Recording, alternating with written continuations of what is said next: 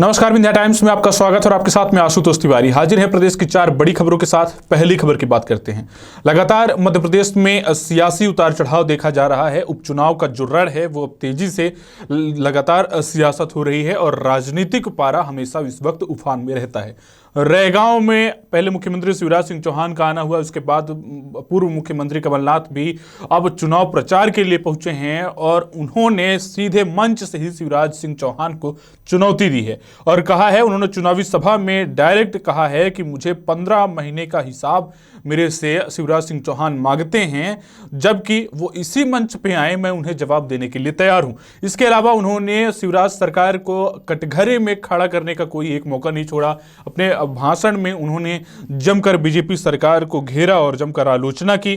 चुनावी सभा में कमलनाथ ने मंगलवार को सीएम शिवराज को मंच से ही चैलेंज कर दिया। कांग्रेस प्रत्याशी कल्पना वर्मा के पक्ष में वोट मांगने रैगांव पहुंचे कमलनाथ ने कहा कि वो मुझसे 15 महीने का हिसाब मांगते हैं, मैं तैयार हूं। आइए सामने खड़े हो जाइए, मैं हिसाब देता हूं। शिवराज कहते हैं कि 1 लाख को वो रोजगार दिए हैं। मैं चैलेंज करता हूं कि 10 को भी अगर उन्होंने रोजगार दिया हो तो वो लाकर सामने खड़ा कर दें और दिखा दें। तो ऐसा आरोप जो है वो पूर्व मुख्यमंत्री कमलनाथ ने शिवराज सरकार पर लगाया है। बाकायदे शिवराज सिंह चौहान पर वो आक्रामक रुख अख्तियार कर रहे हैं। कमलनाथ ने कहा है कि शिवराज बहुत कलाकार हैं, उनकी कलाकारी से प्रदेश थक गया है। मैंने घोषणा नहीं की, मैं काम करना चाहता था और मैं काम करने पर यकीन करता था, लेकिन मुझे मौका नहीं दिया गया। ये आरोप कमलनाथ के द्वारा लगाए गए हैं।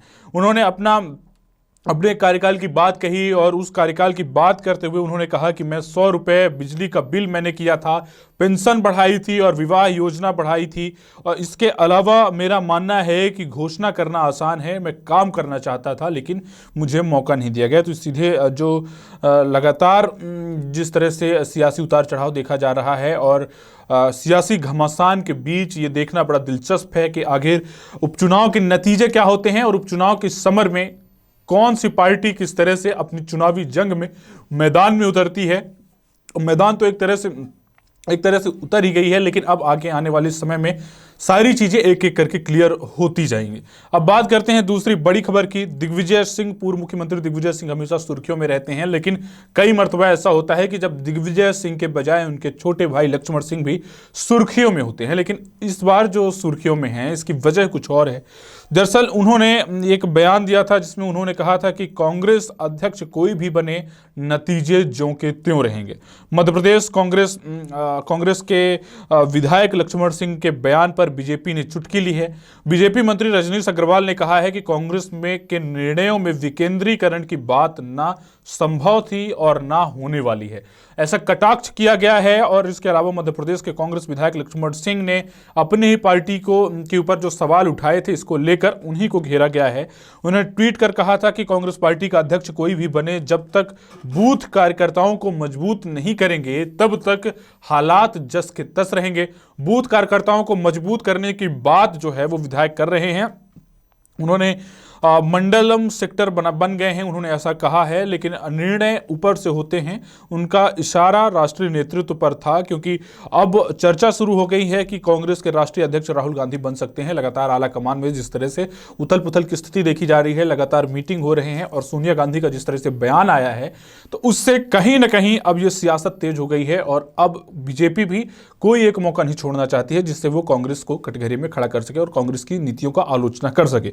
अब बात करते हैं तीसरी बड़ी और अहम खबर की, जो डेंगू से जुड़ी हुई है। कोरोना का कहर तो सभी ने देखा, लेकिन इस वक्त मध्य प्रदेश में डेंगू खतरनाक साबित हो रहा है। ग्वालियर हॉट स्पॉट बनकर उभरा है। ग्वालियर में जो केसेस सामने आए हैं वो हैरान करने वाले हैं, जहां डेंगू का विस्फोट हुआ है। 24 घंटे के अंदर 100 नए पॉजिटिव मरीजों की संख्या वहां मिली है। इसमें 18 साल से कम उम्र के 38 मरीज हैं। ग्वालियर में 24 घंटे में अब तक सबसे ज्यादा 100 डेंगू मरीज मिले हैं। इसमें ग्वालियर से ही 69 मरीज हैं, बाकी के 31 मरीज दूसरे जिले से हैं। इनका इलाज ग्वालियर में चल रहा है।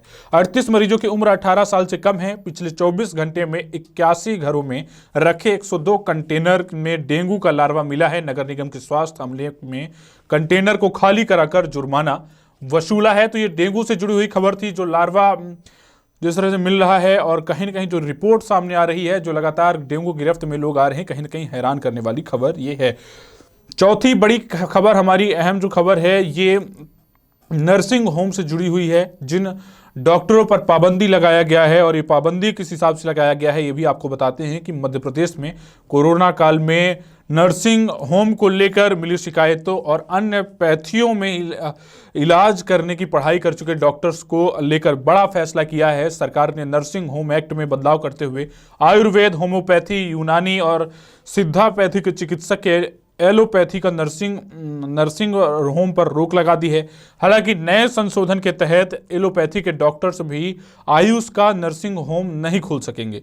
प्रदेश में 13 अक्टूबर को राजपत्र में इसकी अधिसूचना को भी प्रकाशित हो चुकी है। अब यह अधिनियम प्रदेश में लागू हो गया है। नर्सिंग होम एक्ट में संशोधन में एक रेसिडेंट डॉक्टर को लेकर भी नियम बनाया गया है। अब ये केवल एक अस्पताल में ही अपनी सेवाएं दे सकेंगे। तो ये थी प्रदेश की 4 बड़ी खबरें। ऐसी तमाम खबरों के साथ हम रोजाना आपके बीच हाजिर होते रहेंगे। आप बने रहिए विंध्या टाइम्स के साथ। बहुत बहुत धन्यवाद।